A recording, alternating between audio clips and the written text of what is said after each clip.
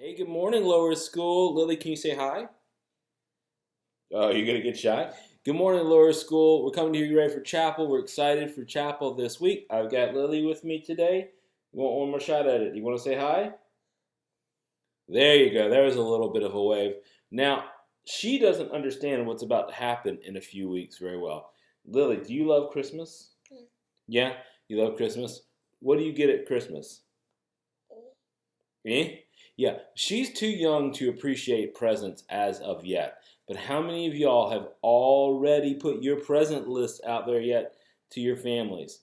My niece for years sent us like a full scale document of present lists, and she's 18 now, so we don't get them anymore. But for years, we got all these presents um, that they wanted. So I bring Lily here today because I've been thinking a lot about presents, mainly because of Mr. Gray's talk last week. He mentioned this verse at the end of his talk, and it was 1 Corinthians 4:7. And I wanted to read that to you. Lily, can we read it to him? It says, "For who makes you different from anyone else? What do you have that you did not receive? And if you received it, why do you boast as if you did not?" So this verse that Mr. Gray gave us a few weeks ago made me think about three things. And here's what we're going to talk about today. Lily, can you say three?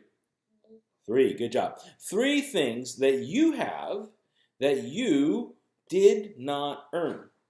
Because can you imagine if we turned on this video and behind me on this wall, there was a chart with my three children's names. So I've got Alan, I've got Wyatt, and I've got Lily. Okay? Can you imagine if on their name there was a chart, and on one side of the chart it says days they were good, and on the top of the chart it showed how much money Dad was going to spend on their Christmas gifts? Can you imagine that? If I had a chart up on the wall that literally said, if you're good, we'll get you better Christmas presents. Now, when they got those Christmas presents, and if your family does that, that's kind of strange for me, but that's fine. Um, that's fine. But can you imagine when you got your Christmas presents? Would you be thankful for those Christmas presents? Would you have gratitude for those Christmas presents? I'm going to guess probably not. Do you know why? Because you would have earned those Christmas presents, right? If you earned your Christmas presents based off from your parents, based off good behavior, based off saying, "Here's the chart. If you do all these things, then in that case you've earned your Christmas present." You're not going to say thank you to your parents when you get them. You know what you're going to say? "Yep, I deserved this." There goes Lily. She's going to go cry. Now, I want to talk today about three things that you do not earn, okay? The first thing you have in your life that you didn't earn was actually your very life itself. Now, I don't mean like you didn't deserve to be born or anything like that. You know, those things are out of our control. But what I mean is when you were born and in the place you were born. Think about all the comforts we have being born in America this time of the world.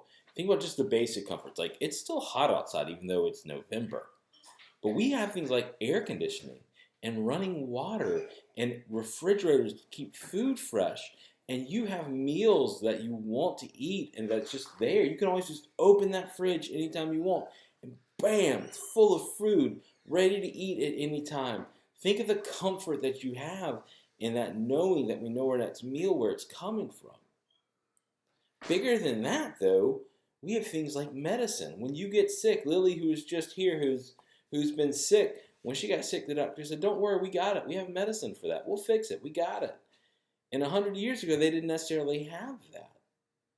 Think about even bigger than that. Think about your family. You know, there's people all over the world who either A, don't have a family or don't have people in their lives who love them. Think about even though our brothers and sisters can annoy us from time to time, if you have them, the fun and the joy you get to have with them as well. Think about all the good things that God gave you with His family, and then think about the freedom that we have in this country. They have soldiers fighting all over the world for hundreds and hundreds of years to give us the freedom, to give us the rights that we have, to protect our rights from people who want to come here. and take them from us. We have so much freedom. And then I just kind of throw this in there. Think of the safety that we live in. The fact that we get to live a life of relative safety here. See, it's really easy to take these things for granted, guys, but they're all amazing gifts. Not everyone in the world gets these, and we do. That should make us thankful. And so the first thing we have that we didn't earn is just your entire life, every element of your life. The second thing you have that you don't earn is your future. Here's what I want every class to do. In a minute, I'm going to ask you to pause the video, and I want you to have as many people want to answer one question. What do you want to do with your life? Like, what kind of job?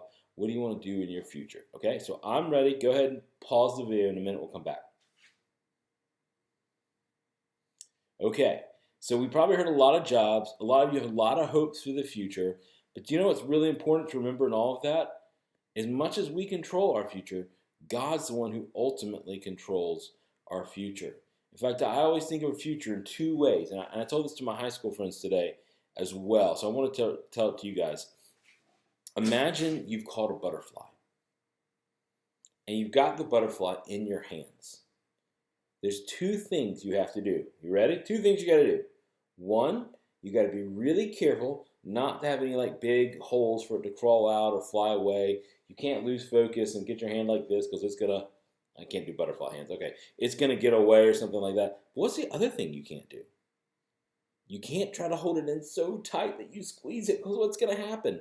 You're going to hurt the butterfly. You're going to hurt its wings. You're going to damage it. And so I think the same way with your future.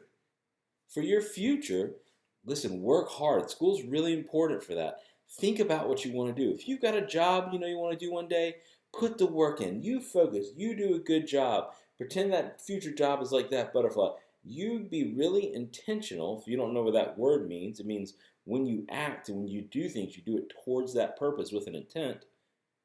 But here's what you can't do. You can't want it so bad that you squeeze, squeeze, squeeze. And what I mean by that is just simply trust that God has a good plan for you. Whether you end up doing what you want to do in life or whether God has a different plan, trust me, He has a good plan. Jeremiah 28, the start of it says this, "For I know the plans I have for you." Now he's talking about Israel. He's talking about the whole country there. But I think God knows the plans He has for all of us. Do you realize that God has a plan for your life? He has some stuff He's going to want you to do.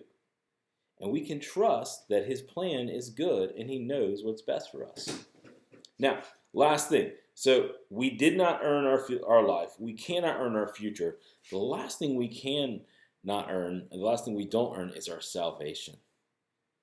Do you know that when Jesus came to earth, He never did one thing wrong, ever?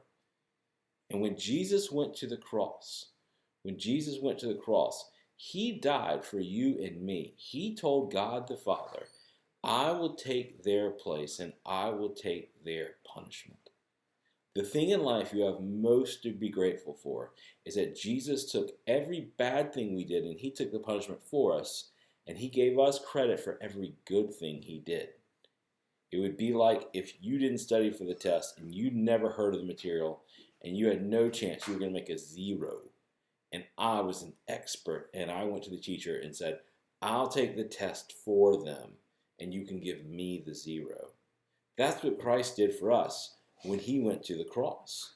So today, my simple hope, my simple message for you today, Lower School, is this. We want you to feel gratitude, but more than the way, how do we do that?